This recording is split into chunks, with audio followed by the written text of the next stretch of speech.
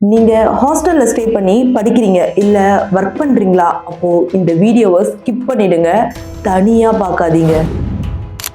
பூஜான்ற பொண்ணு பெங்களூர் பிரைவேட் காலேஜ்ல ஹாஸ்டல்ல தங்கி படிக்கிறாங்க. காலையில உங்களுக்கு கம்ப்யூட்டர் சயின்ஸ் செம் எக்ஸாம் இருக்கு. ஸோ ரூம்மேட்ஸ் எல்லாம் சேர்ந்து மாடியில குரூப் ஸ்டடிக்காக போறாங்க. பூஜாவுக்கு இந்த சம்பவம் புதன்கிழமை நடக்குதுங்க.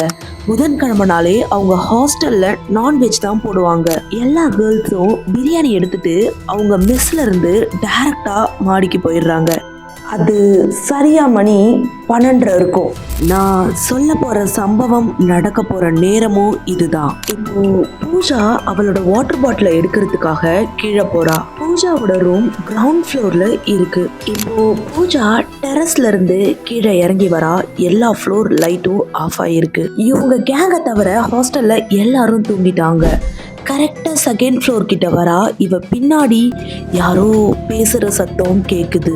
ஒருவித பயத்தோடு பூஜா அவ ரூமுக்கு போறா. அவங்க ஹாஸ்டல் பக்கத்திலே ஒரு சுடுகாடு இருக்கு.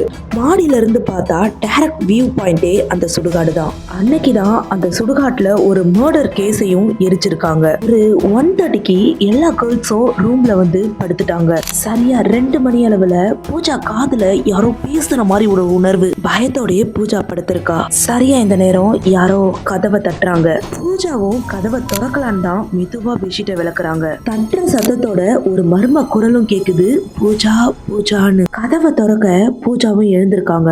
ஒரு கணம் அது யாரோட குரல்னு பார்த்தா பூஜாவோட க்ளோஸ் ஃப்ரெண்ட் மார்டினாவோட குரல். எங்க தாங்க ட்விஸ்டே இருக்கு. மார்டினா பூஜா பக்கத்திலே படுத்திருக்காங்க.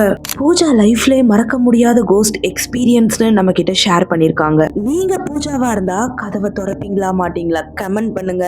இந்த மாதிரி மிஸ்டரியஸ் ஸ்டோரிக்கு நம்ம பேஜை ஃபாலோ பண்ணிக்கோங்க. இப்போ நினச்சா கூட அந்த சம்பவத்தை நினச்சா எனக்கு பயமாக தான் இருக்குது. அந்த கதவை தட்டின சத்தம், மார்ட்டின்னு கூப்பிட்ட குரல், நேற்று நடந்த மாதிரி இருக்குது. இதெல்லாம் என்னை விட்டு போகலை.